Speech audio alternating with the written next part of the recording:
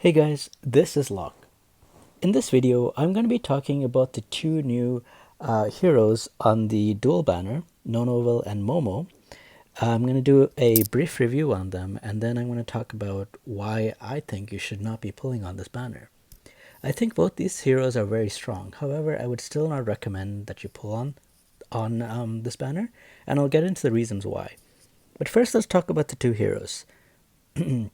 So first, let's look at NonoWill. I think both of them are actually really great, but unfortunately, because of different other constraints, I don't suggest that you pull for them. So NonoWill, um, she has a very interesting play style. She can do a lot of like hit and run tactics. She has a couple of skills that enable her to do that. Um, if you look at Enchanting Shadow, she gets dodge, which she can dodge any single target attack with. And she also applies Vulnerable 3 on an enemy. Vulnerable 3, which is it makes the enemy take 60% more damage. Is it 60%? 30% more damage, sorry. Um, and her trait gives her Wail. So Wail lets her basically dodge an AoE skill. So if you have other heroes like the Blade or Cole, they both have dodge, but then they're susceptible to AoE type damage. So heroes that cast AoE spells can easily one-shot them. Um, but in NonoWill's case, she gets both. She gets single target dodge and she gets the AoE dodge. And if you can get her all the way up to 5 stars, she actually gets this Veil buff every single turn. That's a cooldown of 1. At the first star, it has a cooldown of 3. So once every 3 turns, she can dodge an AoE skill.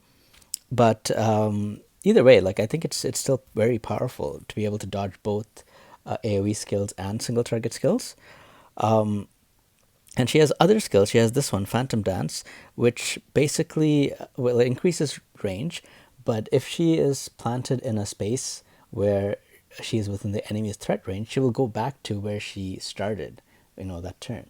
So this definitely enables her to do a lot of like hit and run tactics. I made a video talking about Cole, and someone commented that NonoWill is probably better for this type of playstyle that I'm talking about with Cole, and I agree. I think NonoWill is definitely better suited for this hit and run kind of tactics, and do a lot of damage and then get out of there, or even just dodge, right? Like do some damage, and then you can. The good thing about this skill, the Enchanting Shadow skill, is it's an instant skill. So you can go and stand next to an enemy, apply the skill so you dodge their single target attacks, and then attack them after you cast the skill. So there's definitely a lot of use with NonoWill for sure. I do think she's a very powerful character. Um, I will talk about Momo as well, and then I'll talk about why I don't recommend that you pull on either of them. Sorry, I should say one more thing about NonoWill before I jump in. One other thing I wanted to mention with NonoWill is that she has this aggression leader buff, and I think it's a very strong buff. It has the standard 10% attack, 20% defense, but also increases skill damage by 10%. And most of the time you are using skills. So, you're using basic attack and the opposite of basic attack is skill, but a lot of times you are using skills to do a lot of damage. Basic attack is only if a skill is on cooldown most of the time, right? So I do think that this is a very strong leader skill. There isn't too many heroes that are in aggression, however, but as we get more characters released, I'm sure this list will grow. So it's not a bad idea to have a hero that can buff aggression, aggression heroes. Um, so that's another like really strong thing about her. And she has this celestial song aura as well. What this does is it gives everybody within 5 tiles, all allies, regeneration 2, which lets you heal yourself by 20% every turn. She's also able to cast active skills, like cancel active skills on all enemies within 3 tiles of her. It's not going to work on bosses, obviously, and it's not going to work on like mini bosses kind of that are in some stage, but against normal enemies this is going to be very effective, because that means that they will only be able to do like basic attacks and counter attacks and things like that. They will not be able to cast skills. So she has a lot of utility. She has this aggression buff, and she has these hit and run tactics that you can do with her. So overall, she is a pretty strong character. You'll find that Momo is also a fairly strong character as well, which I'm going to talk about now. So Momo's thing is this repulsion barrier. And what that does is, well, first of all, it increases attack by 2% each stack. You can have up to 5 stacks, so you can have 10% extra attack, which is not bad. Like, extra attack is always good. But the main thing it does is that anytime you take physical damage, it blocks 50% of that damage. That's what that barrier does. Every time you take damage, you lose 1 stack. But it is pretty easy to gain stacks. Where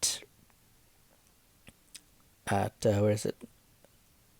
Oh, okay. So at 5 stars, she gains 2 stacks every turn.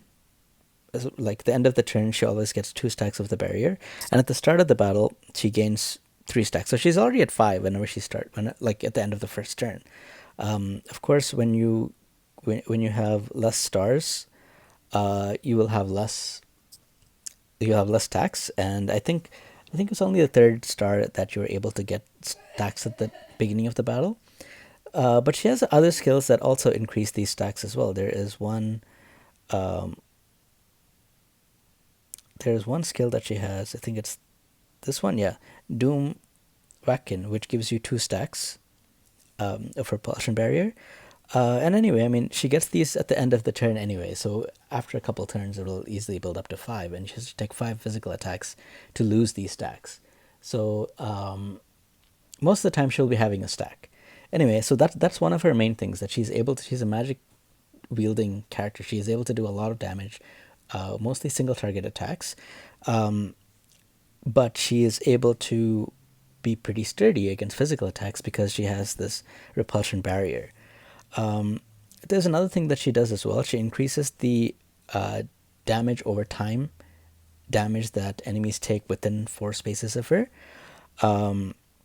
Most of the time, that's things like, like scorch damage, or what is the one that she does? One second. Infection damage. So that's another type of damage that characters do. And so these are a lot of the Wilder characters, like that both NonoWill and Momo are part of. They do like these infection damage, damage over time effects. And so if you have Momo in your team that does that, she basically does, she increases the damage that those damage over time ticks do on the enemies by 35% more at the 5th star. So that's already 2 things that, she's able to do. One is she's able to make these like damage over time teams better. Second thing she's able to do is have that like really sturdy shield. She has this skill, which I thought is really interesting. It doesn't say it doesn't say exactly what it does here, but it gives you access to 2 different skills. One of these skills basically pulls enemies towards Momo, and the other skill pushes enemies away from Momo, which is, it's a very interesting skill. I don't know if there are other skills. There's only like single target skills that I can think of that can pull enemies towards you, which the assassin has. But this is definitely an interesting skill, and you have the choice of either of them.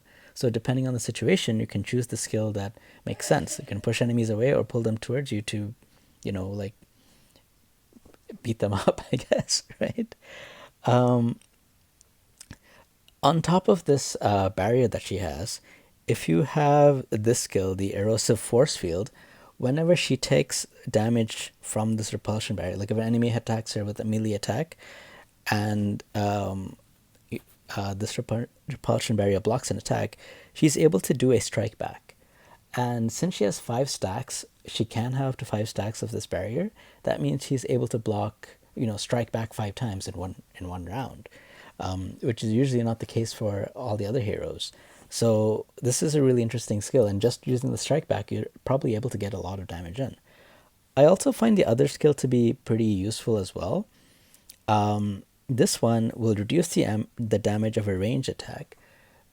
So Momo is weak against magical attacks, but magical attacks are usually ranged. So she's able to take 25% less magic ranged attack and 50% less physical attack.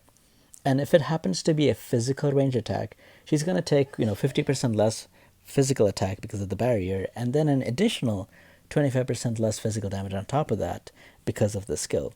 So depending on the boss, like there are bosses that does like ranged attacks. She will be, physical range attacks. She'll be quite a sturdy hero for that. Like she'll be pretty tough to take down because of both of these things that will mitigate that damage for you.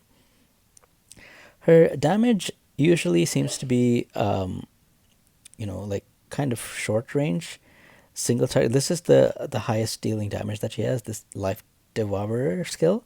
It is 150% damage, and it also gives you, I believe it's 45% lifesteal. It says 4 to 5, but I think it's 45. She also has this Energy Ray, which deals 140% damage, but has a cooldown of 3. And then she has this passive, which whenever she deals damage, she inflicts 1 stack of infection, which is the damage over time that I talked about before. And if it's a single target attack, it actually does 2 stacks of infection instead of 1. So she's able to do DOTs herself. She's able to increase the damage of those DOTs higher because of her trait. And she also has Field, which is similar to the Papal Ice Priest, which reduces the damage your allies take by 25%, the AoE damage that all your allies take. So she has quite a bit of utility and things that you can do. She has this Field skill. She's able to make DOT damage stronger. She is a sturdy kind of magic hero because she's able to have that shield. She can regenerate health. So even if she is taking some damage, she's able to lifesteal from enemies.